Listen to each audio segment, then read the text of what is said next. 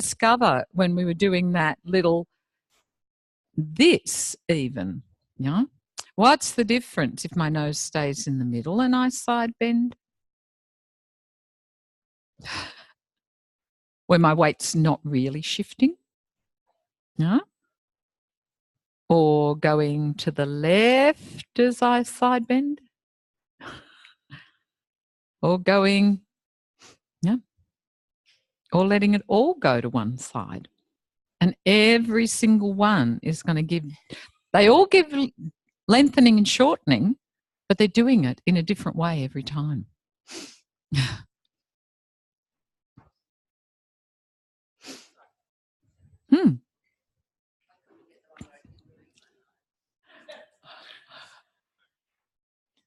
So how could you do it? But your weight stays pretty much in the middle, that you don't need to shift your weight, Jane.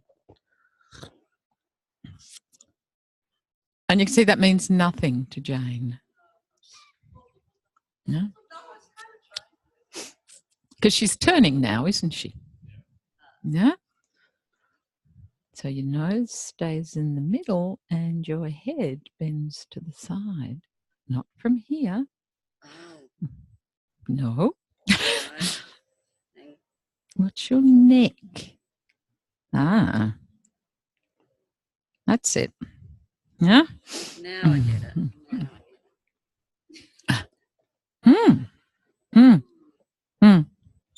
Okay, so back to Larry 1.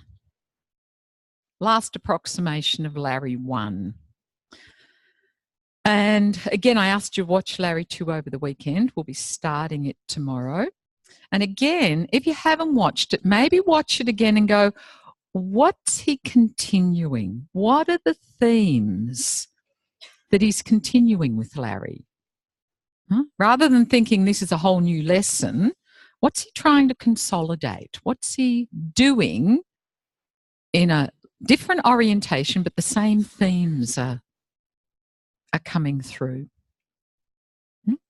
So you might have noticed we're just going to do a little bit at the end of Larry 2. There's some ideas of what you could do in sitting. Did you read those? Yes? No? Larry 1. Yeah, there's some ideas at the end of it that could be assessed in sitting at the beginning and the end of the lesson. Yeah? So we're just going to quickly go over some of those. Because we've been talking a lot about this whole idea, you know, that the person gets wider and longer, that there's more of them after a lesson like this, that when they come to sitting, that what we observed was that, you know, there'd be more of them on the ground. Yeah. So if we go back to the aims, and these are just a few aims. So the aims maybe of the lesson or that we're exploring is getting more contact with the ground and how we're using rollers and supports, whether we're using soft rollers or hard rollers. When do we want help moving across the ground? When do we want it more to give to the ground? How are we sort of playing around with this combination of giving to the ground, moving across the ground, giving to the ground, moving across the ground? So moving across the ground, most of that lesson was with a longitudinal force transmission. So with Larry going up and down, there was a little bit of going to the opposite leg, but it wasn't with rotation or anything like that. It was very much, what are all the ways you can understand for Larry this plane of movement? Reducing or equalising the tonus, which we've done by giving Larry ground, finding more of the ground that we know as the force goes through more easily. We know there must be an equalisation of tonus going through his system. So we're really helping him to reduce his effort and work that's going to allow more options to come into his system. We're calming his system to enable a learning state. And when I say calming, I don't mean calming. I mean that he's got more balance between his sympathetic and parasympathetic nervous system. Yeah? He's not all revved up, ready to go, and he's not, that he's in that state where he's much more neutral. No? Including more of himself in the image of the movement. We're doing that in every FI. No? Spreading his attention, sensing his self, making distinctions. With Larry, we couldn't do a lot of that verbally, but that's what we're still doing as we're feeding all this information and allowing his head to be free to orient in more directions. So he's not so stuck in the middle, which is really compromising his balance and his ability to be in the world. So some of the strategies we're using is oscillations, a really big one that we're using in that lesson, that oscillatory force, which isn't about getting us necessarily light, it's just sending an oscillation. Does movement go through the system?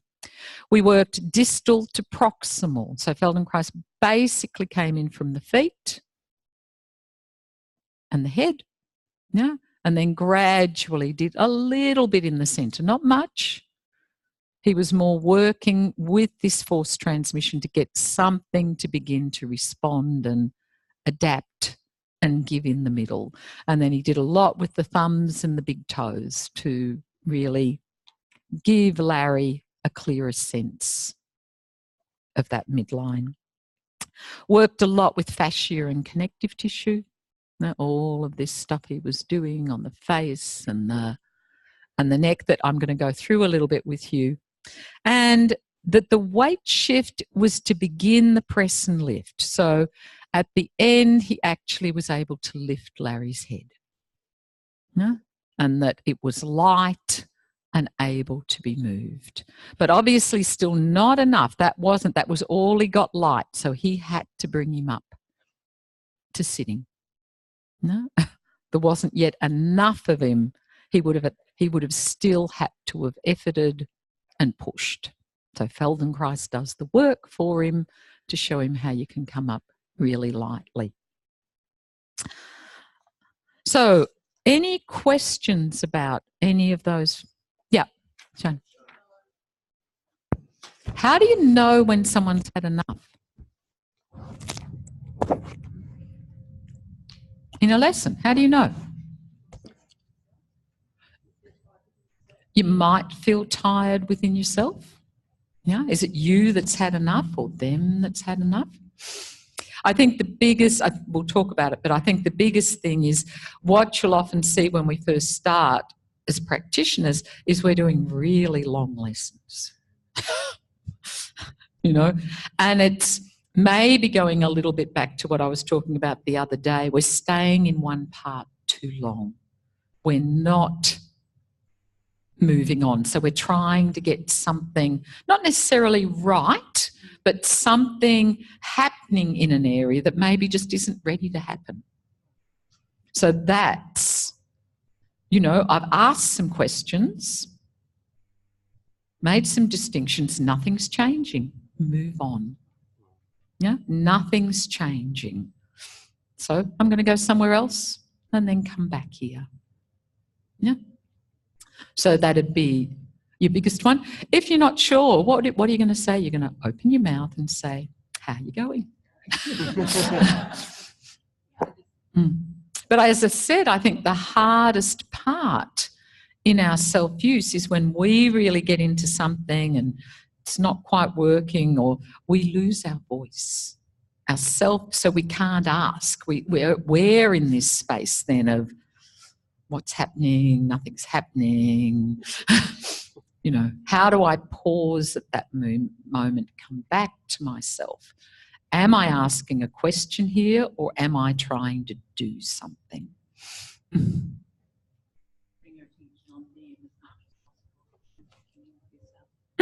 Sorry, putting your attention on them. The reversibility all the time that you're looking for.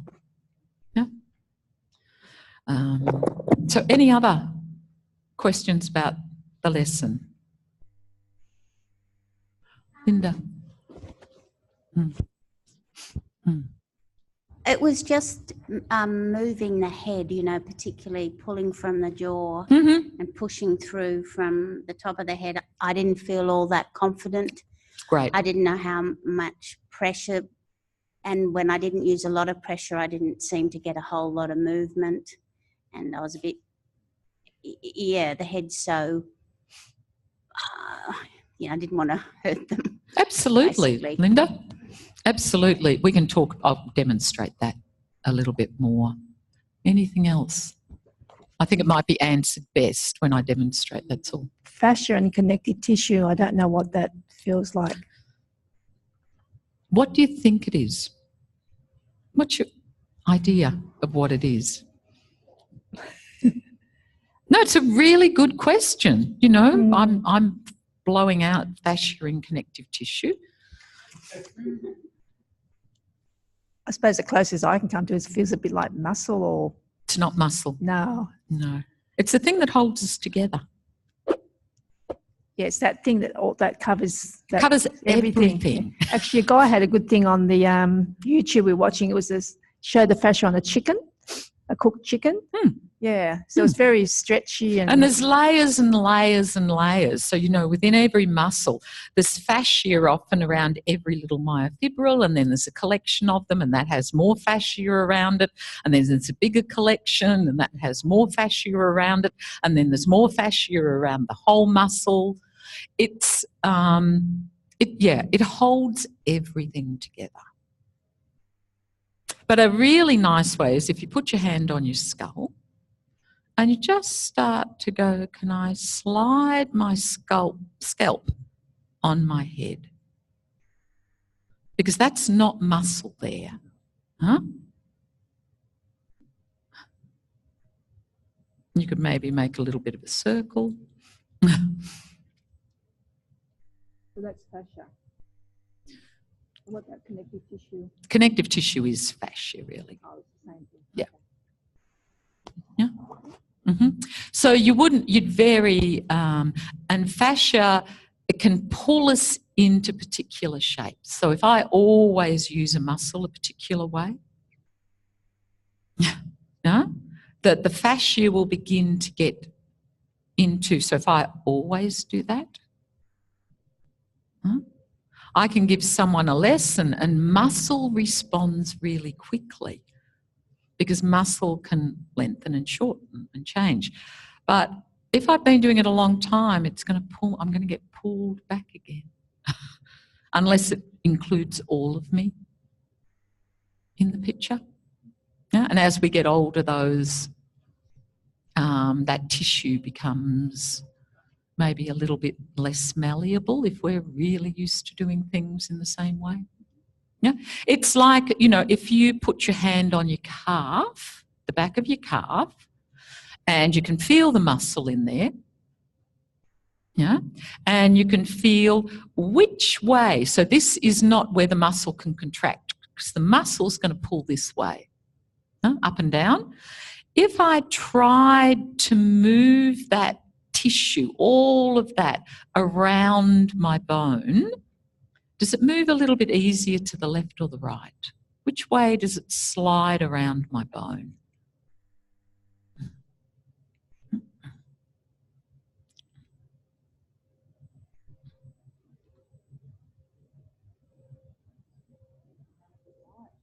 For you, the right. Everyone do the right, or maybe some of you do the left. Yay! No? So, you know, even up here, that's what I'm saying. It's not the muscle contracting, because that's always sort of that way. But here, which way will this fascia go? Where will it go? Does it go easier out or in on me? And what we're looking for is it'll go in every direction. It's what you'll see with scars, they're basically connective tissue. Do they get stuck? Can they be mobilised to move in every direction? Does that help a little bit? Yeah, but as I said, so, yep. Hands on the pelvis, feel for where the weight is and press upwards in direction. And press upwards in the direction pelvis goes in. Yeah. Maybe diagonal. So actually you're pulling upwards towards the headwards. Because you're looking to give more ground in the back.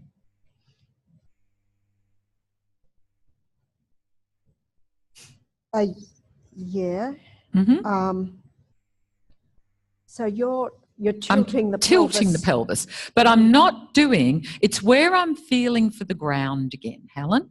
So if I go to do this on someone, just like you were doing, I had you doing in the ATM this morning, where's the movability for me on the support I'm on? So, you know, at the back of your head, do I go a little easier up and down rolling my weight, or a little easier left and right, or a little, you know, where are the directions that I can easily shift my weight? Yeah, I'm following now. I was actually thinking of a lateral tilt. Yeah. Yeah. So we're really going, when we go in and do that, we've got to shift the weight to get ground. So some people are going to be organised to go straight up, because he's already done a lot with Larry, hasn't he? About one leg, two legs, through the middle. He's already done a lot of that. But there's still going to be people that I'll go and I have to go off a little to the left to give them up. No? Just like when you're all doing the judo roll, where do I have to go that gives you a sense of where you can go most easily? Where does your weight shift most easily? No? And especially when I'm giving ground, I have to be feeling for where they shift, not my idea of where it should be shifting. No? They're always in the equation. Okay, so this lesson usually evokes skeletal support. Why is it evoking skeletal support? Yeah, we're finding the ground more, which is helping Larry to give up a lot of the habitual, unnecessary work he's been doing to hold himself up. So we'll have skeletal support. We'll have usually more length. I haven't got it there, but width as well in our system. Yeah, there'll be more of us in contact with the ground. The weight will usually be more evenly over the base of support. We'll have more adaptability. Larry is pretty much back there. No? So he's bringing Larry more forward. How do I know that? Because Larry's toes weren't back connected. So I know that he doesn't tend to take a lot of weight on his toes when he was trying to connect them through. Yeah. He went for the heels. Yeah. So usually after a lesson like this with people who are, you know, don't use much of their feet, usually and often their heels is where they'll go because they've got more stability, not always, but often they'll be a little bit more forward. So instead, say, of Larry having to be here, where he's behind his base of support, what we'd expect after this lesson is he's probably going to be more here, where he's got his weight over his base of support. So we don't necessarily want him there. You know, he hasn't got enough length for that, but he's over his base of support, his head. So feel that on yourselves just as you're sitting. So if you're behind your base of support, so you're rocked back on your pelvis and your head's pulled back, what's working really hard to hold you up? Yeah? And how free is your head going to be there? Is it going to shift your weight? Probably not. If you come forward over your base of support, so you've got the mass of your torso over the base of support, what's happened to your head?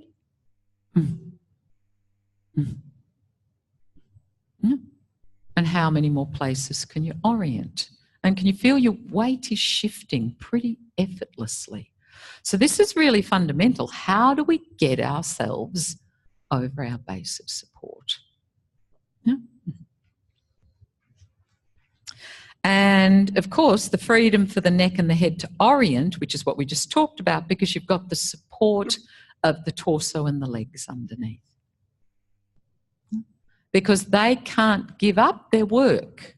This can't give up its work if you're holding it up in space. And it's really us really understanding this, you know. If someone comes up at the end of a lesson and they're here, I'm not going to be turning their head. Because how free can it be if it's not organised over their base of support? Okay, so who wants to have a sit up here? So we can go through these things in sitting. Yep. Great, Elizabeth. And can you sit sideways, Elizabeth? And we'll see if Narayan can get that on the... So what's the first thing I've got down there? The size of the base of support and how it's distributed between the feet and the pelvis. So one of the things you'll see is that Elizabeth... No?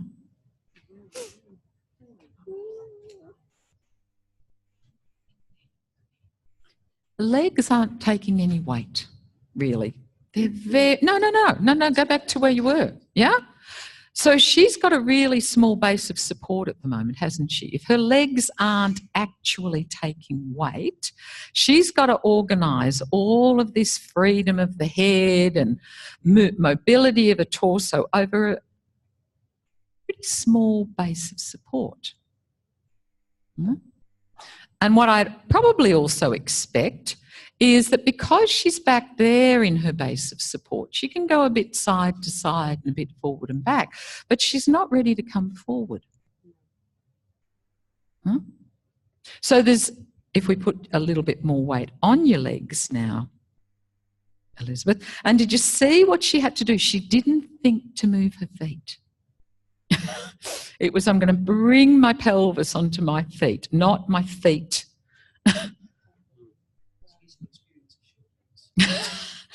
But it's interesting, isn't it? That's telling me about how does she adjust to get more weight. She just moves her pelvis.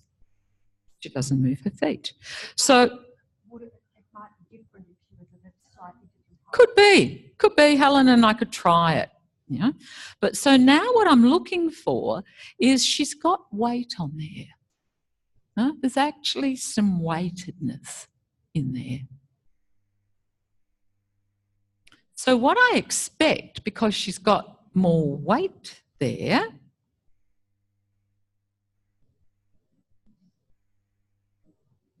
because she can come forward because she knows how to get the weight onto her feet. Because she knows how she can use that base of support more. So if her weight's on her feet, I'm getting a bit ahead of myself here. So if I wanted to lighten this wasn't what this lesson was about. We didn't lighten the legs, remember? We just pushed through them.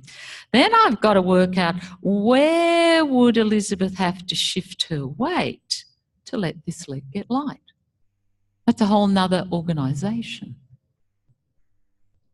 No? But it's still this same principle. So in this lesson, we're not lifting the legs, we're really just looking for this base of support and this being able to move over your base of support. No? So that's the first thing. So we'll let Elizabeth go back to where she was. Where she hasn't got much weight.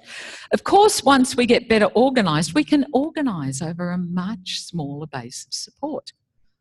Does that make sense? Just like standing on one leg, I can get to here and I can be really adaptable.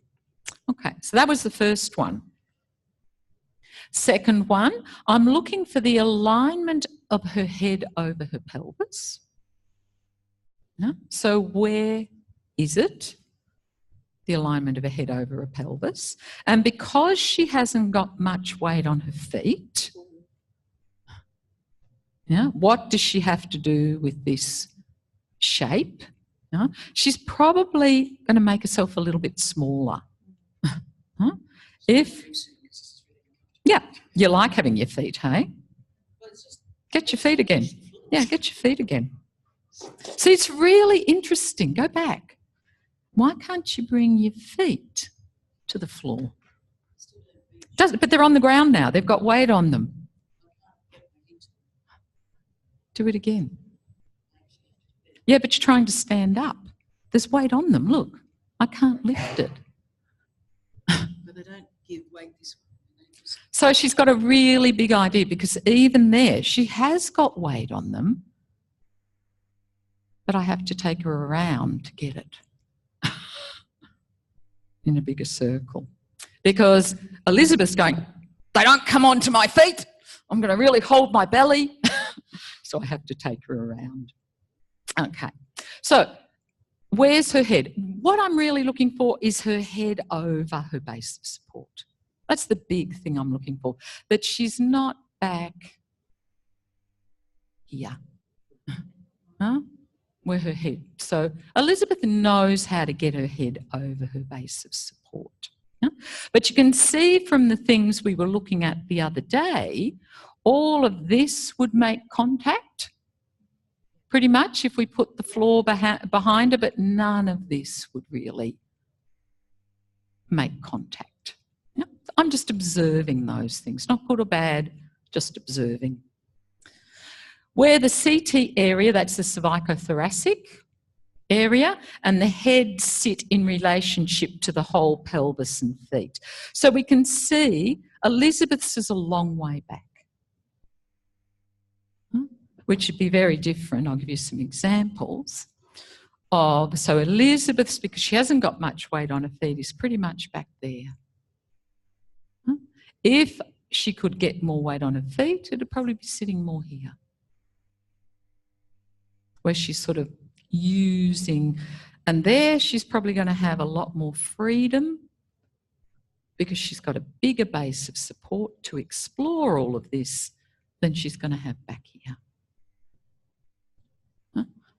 Is this making, can you imagine these on yourself? Yeah? So they're the things I'm just looking for. Last one, movements of the head looking up and down and left and right. Yeah. So we're going to ask her to look. Oh, can you come around this so they can see you now, Elizabeth? Sorry. And what am I looking for here? So let's just see Elizabeth do it first. Yeah, up and down. So what are you looking for? You can see lots of big jumps in her eye movement. Yeah? The eyes are living.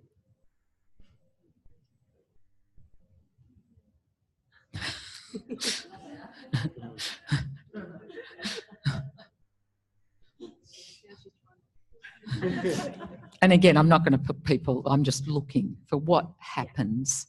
So when they look up, usually if you get yourself better organised, get your base of support all worked out, how easy is it to look up? Yeah? Or look down? The freedom in your eyes, and then just lose some of your base of support. And what happens to this movement of your eyes to be free to look around with the environment? Yeah, you can feel it gets compromised, yeah, and you're going to have many more jerks in your movement. Let's have a look left and right.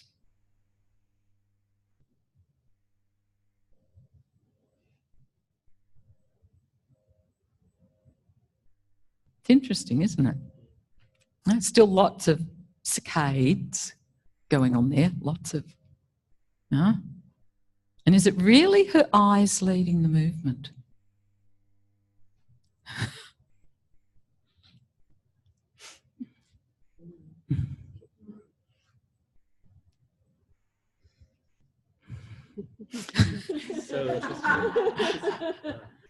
So again, feel on yourselves. What happens to that quality? What am I looking for when you compromise your organisation a little bit? When your head's not really as free as it could be?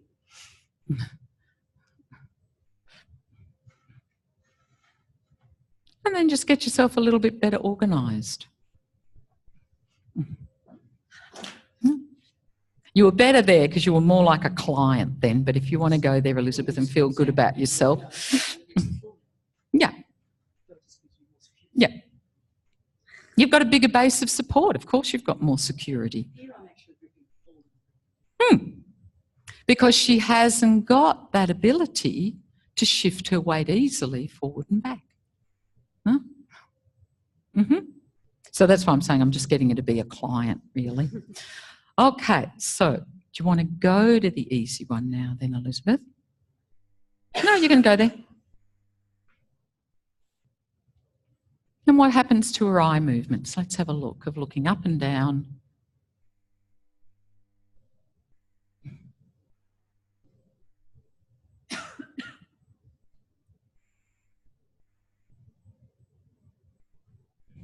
Does it look any different?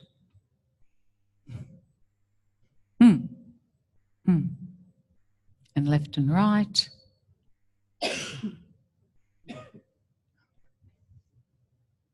So really understanding how all these things relate to each other. Okay, now a little trick that you can use, Elizabeth, if you now go side on, facing this way, so they can see it on the camera. We just move Elizabeth's hair. Have a look, and you might have to get up to see where the creases in her neck are. The creases in her neck are. This is the fascia and the connective tissue telling you where she likes to bend, where she likes to extend from. No?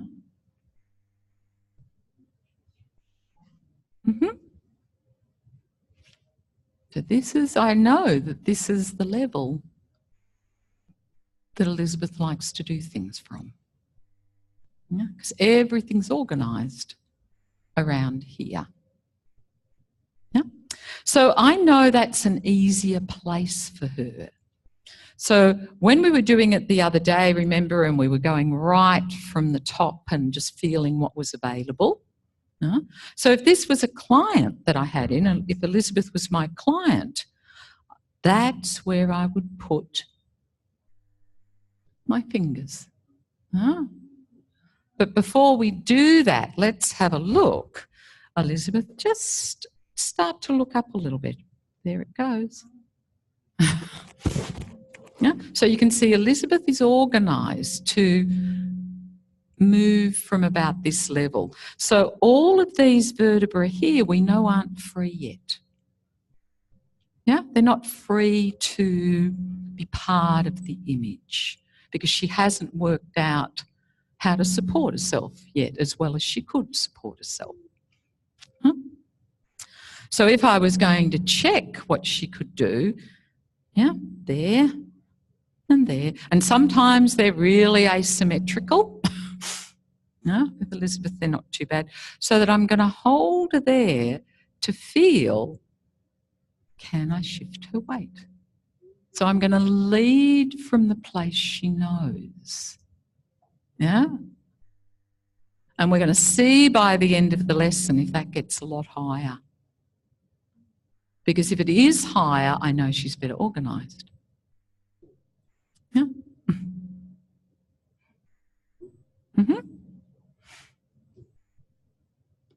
Okay, so we'll keep going. So they all make sense? Yeah, any questions on any of those? Nope.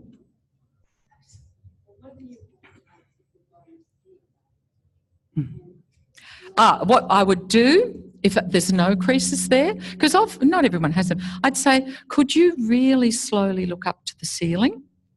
Because that's how I know the level of their extensors that are organised.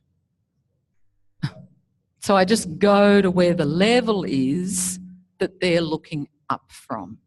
Yeah? So you'll feel it yourselves. If you just compress yourselves a little bit, just, you know, you're a bit heavy in the ground, and you start to look up, what level, and you can put your fingers even there, what level do you look up from?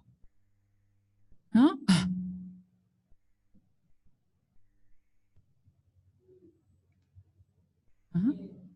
And then lighten yourself up, whatever that means for you. Find that movement across the ground, and then feel what level of your neck do you start to look up from?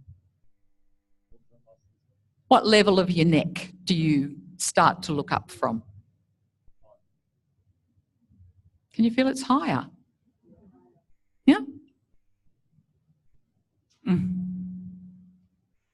So it's the same thing. If you go onto your stable leg, your one, and I don't mean stable fixed, but the one you know you've got a bit more adaptability on, and you don't have to completely lift the other leg from the floor, but where you know, oh yeah, I can shift my weight and I feel a bit free and easy. Yeah? How free are your eyes and your head there to look around? Huh? And then go to your less organised leg. Feel, did you go down a little bit? Did you work? What happens to the freedom of your eyes and your head?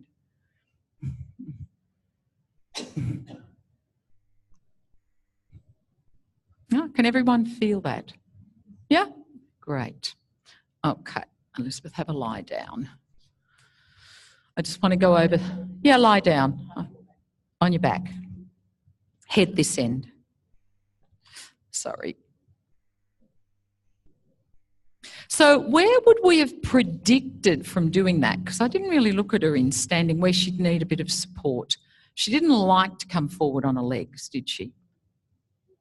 You know, if she really got the right height, she could do it, but her legs weren't used to. She had to change the height of her pelvis to adapt rather than where her legs were. No? So, do you think she'd need something under her legs? Yeah.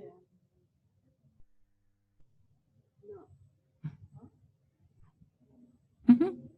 What do you think, Elizabeth? Yay. Because we're just going to do this pretty quickly. I'm going to use for Elizabeth a little bit harder one because I know I want the movement to get through a little bit more. Yeah, so I want this force to get through, but just for what I want to show you now. How do I check? Huh? Goes up and down. I definitely want Elizabeth's feet to be in the picture. So here they're not ready to roll. So where do they need to be? Were they?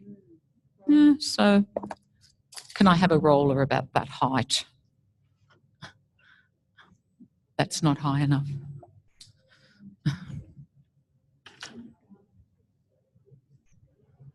Thanks, Margaret. Just that one's fine.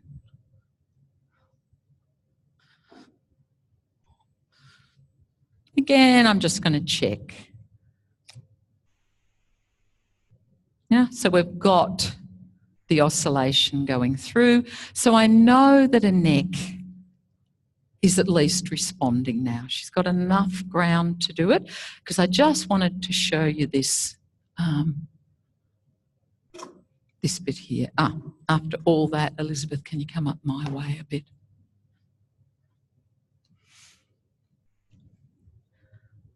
And again, because I know Elizabeth.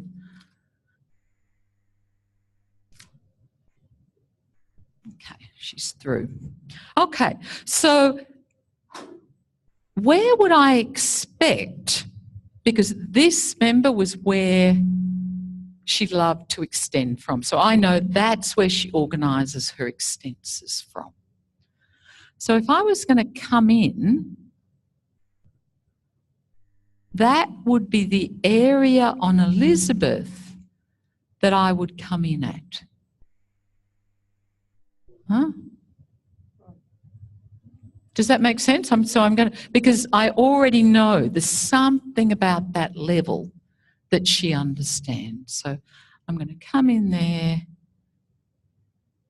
and give her a little bit of support.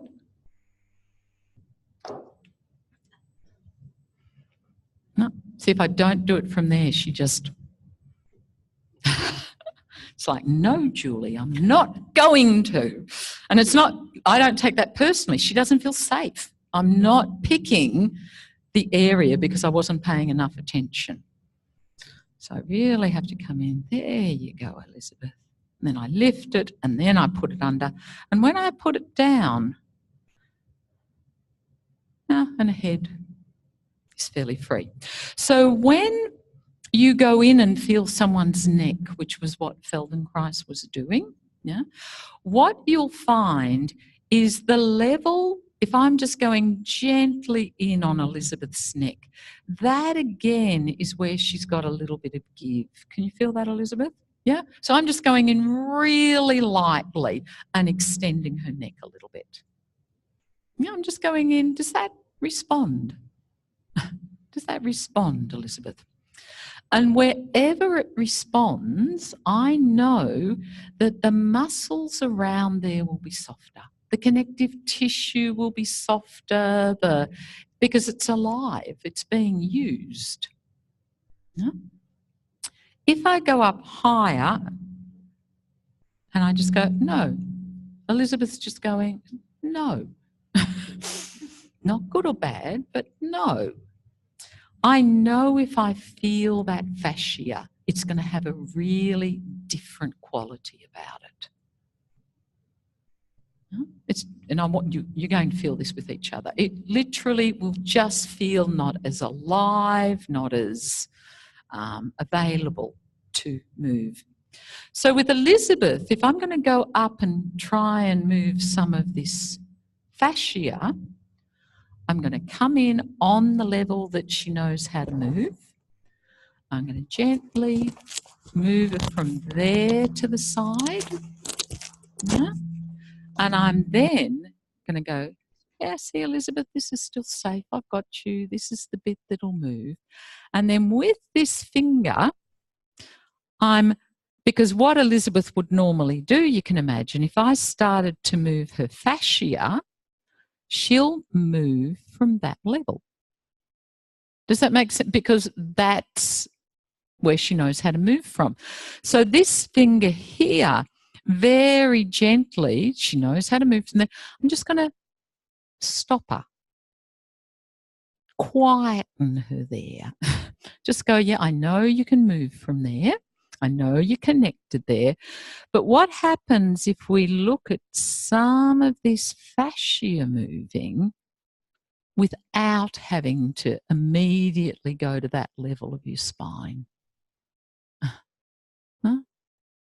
How can I begin to move some of this without automatically, and some people you'd have to start with that, and then you're just going to back it off a little bit and just go, what could you find in here, Elizabeth? How could some of this tissue soften a little bit, give a little bit, but I've got her in a place she feels safe? No?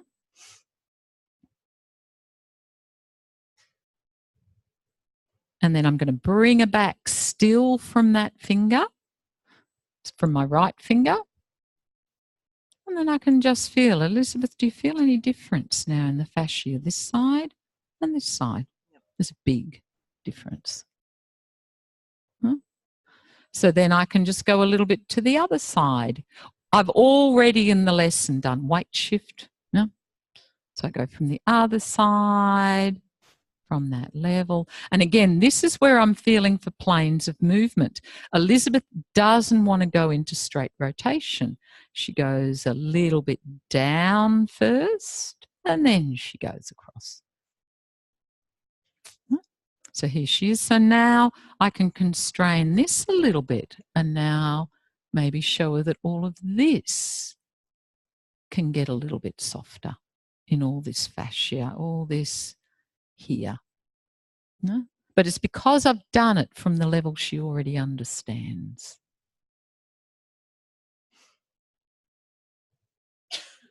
Now, can this get softer? What are all these things that maybe can begin to move?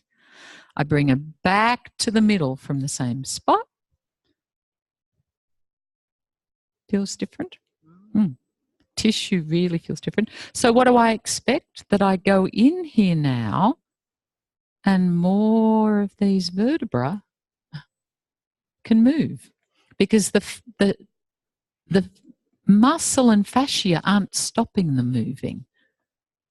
They've sort of woken up a little bit. Yeah, they can respond a little bit.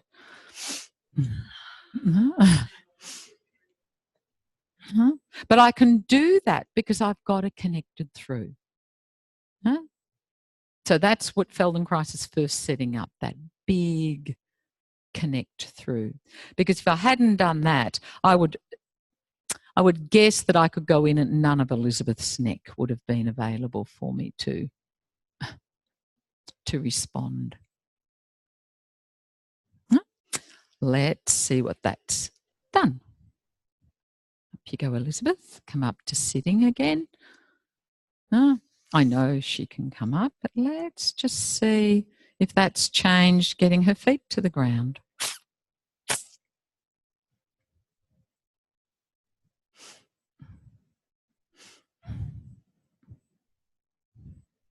Haven't touched her feet. How's it feel, Elizabeth? Yeah. So this is where you've got to get that the person's got a smart system. And if you just feed in the information, they'll do it. You don't have to do it all. And you can see, though, she's not on a side, but there's so much more of this would be able to now touch the ground. Yeah? And I would expect now that if Elizabeth looked up, that crease has virtually disappeared, by the way. Yeah, you can come back and look. See how the crease really...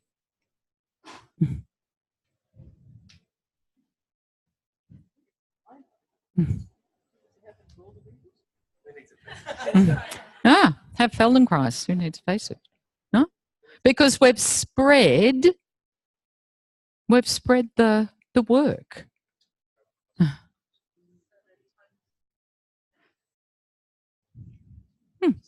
We've distributed the effort, but not by making it happen in the neck, yeah, but by just going connect through, find where she can move. Now, what can we do with all this fascia that could maybe allow something to be different? Yeah, she's found her feet, much more.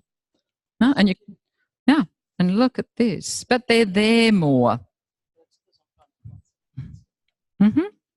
So she's not ready to stand up. I know she's not. Yeah, I wouldn't try and bring Elizabeth up from her head. She's a bit like Larry. Yeah, but I could use again this just to see where could she shift a weight. And again, much easier for Elizabeth to go left and right. We'll go lower her centre of gravity. We'll use her arms instead. Where could you get light, Elizabeth? And I want the connection to the feet. Yeah.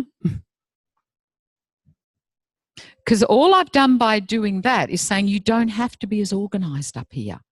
We're going to move it lower. We're going to move it down lower to the ground where you've got options. And feel how much more of you is on your feet now, Elizabeth.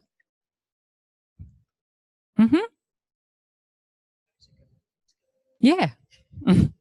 Because normally Elizabeth would be back. Okay. Do you want to have a practice? Off you go. You can do it with someone that you've already done it with. You can do it with someone else.